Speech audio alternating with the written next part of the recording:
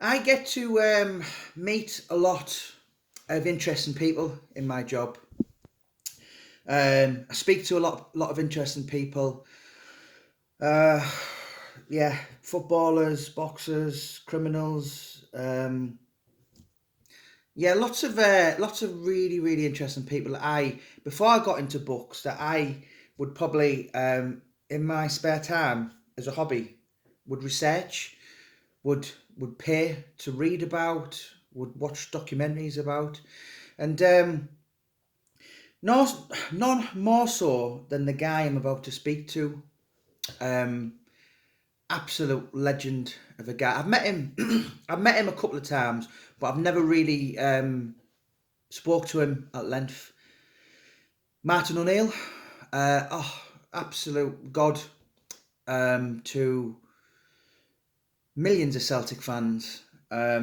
What a guy! What a job he did for the club. And the reason I'm going to be speaking to him is I'm obviously going to be writing A Geordie Bhoy, AlanThompson's biography. Um, Now, Tomo has chosen Sir Martin to basically do his foreword. Now, a foreword for a book, ideally, normally in the book world, is 1 to 3 pages. That's your average foreword for the book.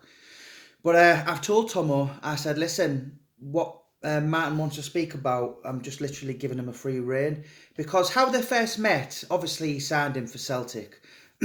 But Martin O'Neill was, well, I think he must have been at Leicester, but he quite fancied Tomo when he was at Bolton. And so obviously he brought him to the club just after the 6-2 game. Tomo arrived, signed for Celtic September the 1st, 2000. And they went on, he basically went on to be, I mean, I've been researching AlanThompson for a couple of months now. I don't know, 6 weeks, 2 months or whatever. And I read a lot of forums, and obviously I watched it. I was there for most games. But basically, there's a lot of stuff I forgot. But I was reading. I mean, I forgot how many worldy goals AlanThompson scored. How many free kicks? It was phenomenal. Um, I know Nakamura scored 36 goals for Celtic and 16 were free kicks, I think. And I reckon Thompson must be up there for free. I must have watched about 12 last night. And basically, AlanThompson was. People are aware of the Suttons, the Larsons, the John Hartsons, the goal scorers, but AlanThompson was instrumental in any of that. That Martin O'Neill side that done the treble, that done the whitewash over Rangers in 2004. They beat Barcelona. They got Seville, the UEFA Cup final. What else did they do? Beat Liverpool at Anfield. He was a massive main. When you think of that team, you think of your Petrovs, your Bobo Baldis, your Didier Gats, and your AlanThompsons. And he was a player who Thompson was a player who Martin O'Neill massively trusted.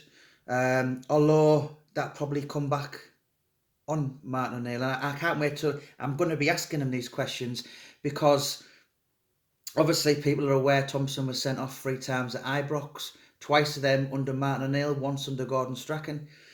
When literally Thompson's first Old Firm derby at Ibrox, November 2000, he was sent off.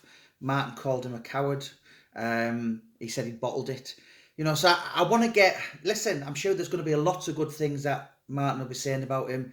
Wonderful left foot, all these kind of things. But I'm sure there'll be a few things as well. And I was speaking to Tomo last night on the thumbnail, what we've got for this video. Tomo said to me, Jamie, look at that stare. If that stare doesn't tell you everything. Because he was quite a menacing, quite a bit of a, he probably wouldn't look at it. Because, glasses. But he was quite, I've done a bit of research, and a few of the players said he was a man who took no shit. And, I would imagine if you'd been sent off, quite a scary guy when he had the hump with you. But, the foreword for a book is basically what a foreword is designed for in books. Say you're off on holiday and you think, right, I'm off to buy a book. I'll nip in W. H. Smith. I'll nip in Waterstones. I personally have used some infamous characters. I've used Stephen Sayers, Ricky Hatton,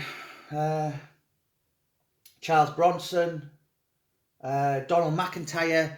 A foreword is basically what it's designed to do. Is if you want to look for a book and you're on the bookshelves in Waterstones and you think, and something like a foreword should be the most famous, infamous, notorious, well-known name that's connected to your name.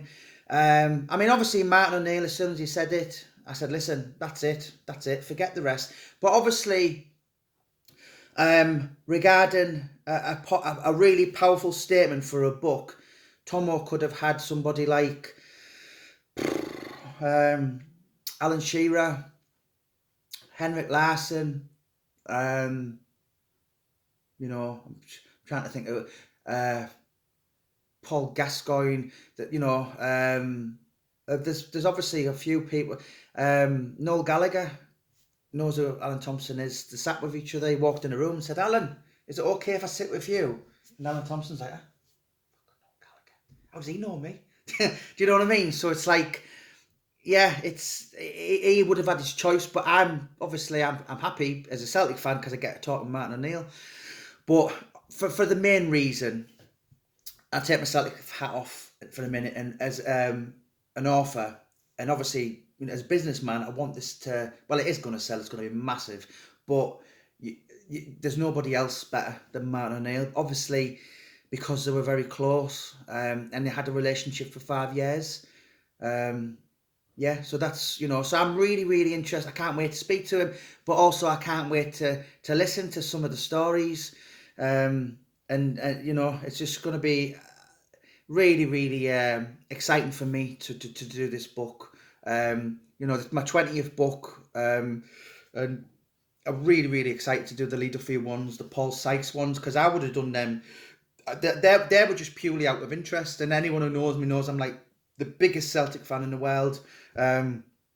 Always have been. My dad and my dad before him, and just being brainwashed. So I'm really, really, as I keep saying, I'm probably a bit of a parrot actually in one of these videos, but I'm looking forward to sitting and listening to Martin O'Neill and getting and just listen, to what he's got to say on a guy. And it wasn't all scoring worldies. It wasn't all, some of the goals he scored. You Bayern Munich, you Shakhtar Donetsk, your Boavistas, you're missing the penalty against Lyon, Champions League game. There's probably a few stories in there that I'm sure, I know so, that probably made Martin O'Neill rip his hair out. But he's obviously got a lot of love for him, otherwise he wouldn't have agreed to do the forward. And as I said, this book's going to be really, really spectacular. So I'm going to be sitting with Tomo soon as lockdown's lifted. So, we're doing everything in the correct manner. So I don't know, maybe March, April time, something like that. And so if the book's going to probably take good 6 months of, normally when I write a book, I can take 14 weeks on it, and that's sufficient. But I want to really think, you know what? I want to literally just forget everything that I'm working on. Because normally, not last Christmas, but the Christmas before, I was working on 4 books at once. And the wife, she sometimes says to me, "Jamie, you never stop. You need to." Do you know what I mean? I'm hyperactive. But this is just going to be, in the greatest respect to anyone that I've got lined up, it's just going to be that, and just focus on A Geordie Bhoy, because it's that important. And obviously, as an author, I owe that to you called him Alan, to Tomo, to give him my 100% commitment, dedication and focus. But yeah, listen guys, really, really fucking megally excited.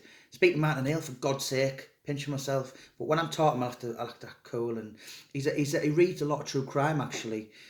Tom was telling me, he said, when when he used to, they'd go to games in like London, you know, like they'd play pre-season games, Spurs. He said he'd always get dropped off, and Martin O'Neill would be out doing Jack the Ripper walks, all kind of things like that. So we probably got a lot in common. And I'm sure I'll probably send him a few of my books. There's no greater, to Martin O'Neill reading my books. But yeah, listen, guys, A Geordie Bhoy is going to be well and truly up and ready to. I'm probably tweaking bits now, but I'm going to be off the lead as soon as Boris says, right, Britain goes back to normal, you can play out. So me and Tom can hang around together. And yeah, what a book. What a outstanding book this is going to be. Right, guys, thank you so much for listening to me. Martin O'Neill's doing the foreword for A Geordie Bhoy. The book is going to support the Bobby Robson Foundation, chosen by Tomo. And I think September/October is when we're looking to hit the shelves. And I can see this one going absolutely crackers, mass market, viral, worldwide.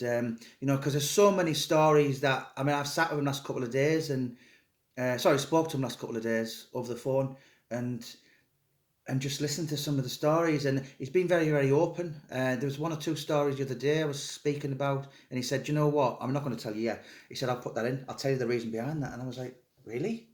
It's never been said. Do you know what I mean? So it's going to really, really be a massively exciting one for the Celtic fans. I'm a fan.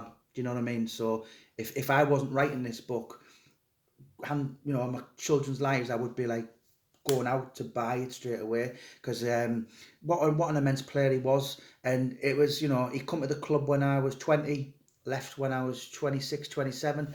So it was almost like my prime years. And obviously he was part of the certainly the greatest Celtic team since I've been alive, since 1980.